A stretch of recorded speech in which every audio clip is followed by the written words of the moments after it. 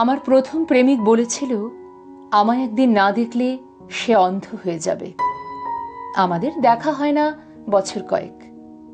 না, সে অন্ধ হয়নি, বরং তার চোখ দিয়েই রোজ নতুন মেয়েটিকে ভবিষ্যতের স্বপ্ন দেখাচ্ছে। দ্বিতীয়বার যে আমার জীবনে এসেছিল সে বলেছিল আমায় ছাড়া বাঁচবে না।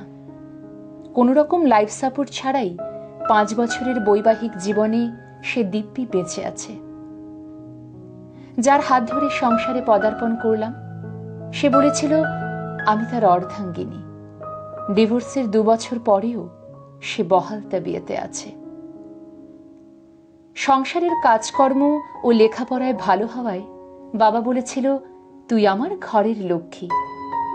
আজ তার কাছে আমি সংসারের বাড়তি বোঝা। একটা সময় আমার আচরণে মা গর্ব করে বলেছিল আমার মেয়ে অন্যায়ের সাথে আপোষ করতে শেখেনি। আজ সেই মাই কথায় কথায় দোষারোপ করে আমি কেন মানিয়ে নিলাম না।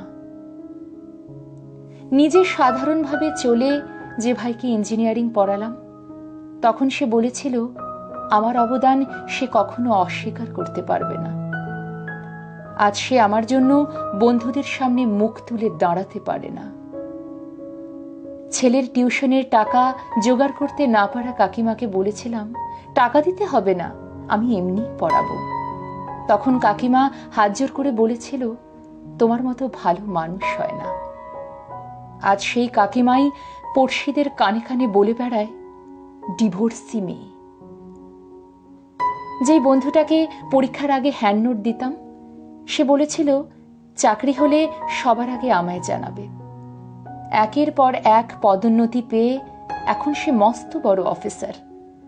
রাস্তাঘাটে আমায় দেখলে চিনতেই পারে না।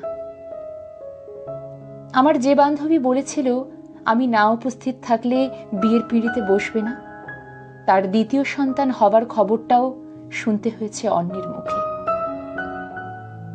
আমিও একটা সময় অল্পেই ভেঙে পড়তাম।